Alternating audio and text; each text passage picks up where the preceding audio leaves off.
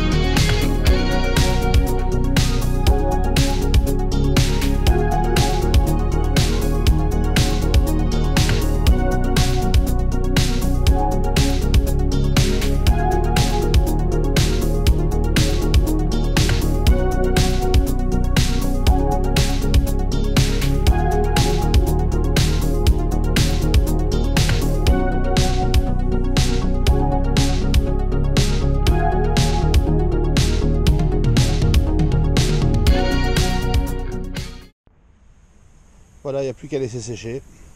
Et puis si ça sèche bien, à reproduire. Trentaine de fois à peu près. Avec un peu de chance avec l'aide de madame. Pendant que je finissais le mur, enfin le morceau de mur, 1, 2, 3 roulements m'a livré. Commence à faire beaucoup de projets qui soudainement commencent. Alors, pour commencer, ce que j'ai appris en faisant mon mur. Petit A, j'ai fait mon mortier un peu trop liquide. Ça m'apprendra. Petit B, il me faut, je pense, j'ai un transplantoir pour remplir la poche à l'avenir. Ce sera plus facile que la petite spatule de merde. Et sinon, ça se passe, ça s'est, je pense, plutôt bien passé. J'ai peut-être trop mouillé le mur, je sais pas, mais ça allait. Je pense que si le mortier était un peu moins liquide, j'aurais pas eu de problème. J'en ai pas vraiment eu, mais ça aurait été encore plus simple.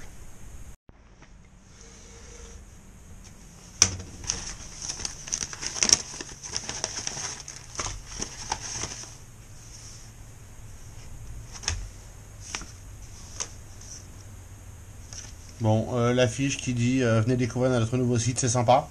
Je suis pas sponsorisé, hein, je m'en fous. Mais j'ai commandé sur le site, les gars, il y a 2 jours. Je l'ai vu, le nouveau site. Donc voilà, les mini-roulements pour la tête de l'arbre.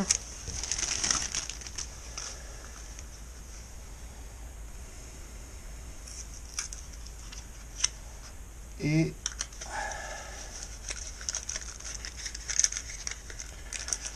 ah, elles sont toujours si pénibles ces boîtes SKF. Le roulement moins mini pour le pied de l'arbre.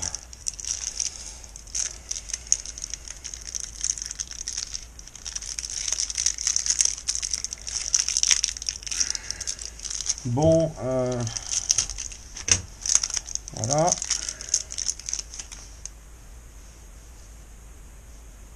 Ça semble quand même mieux guidé, hein, on va pas se mentir.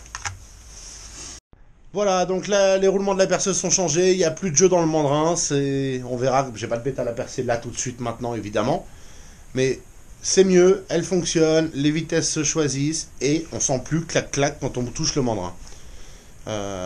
Si j'avais pas cassé mon stylo, je vous aurais refait la démonstration pour que je retrouve un autre. Néanmoins, voilà, vous avez maintenant... Et voilà le gros de ce qui sera fait cette journée. Je pense quand même que je vais ranger mon petit bordel, puisque j'en suis servi pour remonter la perceuse. Je vais ranger mon petit bordel et on va ouvrir la boîte de la CNC et la déballer pour le plaisir, à défaut de pouvoir jouer avec. Dieu sait que j'aurais préféré faire ça aujourd'hui. Je préférerais faire ça demain, mais demain, c'est sable et mur. Et après, peut-être CNC quand j'en aurai marre du mur. J'ai pas résisté, j'ai déballé la CNC. Vous avez des roulements qui vont sur des tiges. Tout est en alu, je suis très content de ça. J'avoue que c'était un peu mon inquiétude que ce soit une fausse pub, mais c'est donc du profilet alu, du profilet alu. Là, j'ai mes platines avant-arrière en alu. Ah. Voilà. C'est tout métallique. Ceux-là vont sur l'axe DX, je pense, là et là, en renfort. Mais objectivement, si on voulait l'agrandir, il suffirait d'acheter ce profilet en plus long, ce profilet en plus long, et on a une machine plus grande. Il n'y a que la table qui sera plus grande, mais on peut mettre une planche dessus. Donc voilà, j'ai mes jeux de collets pour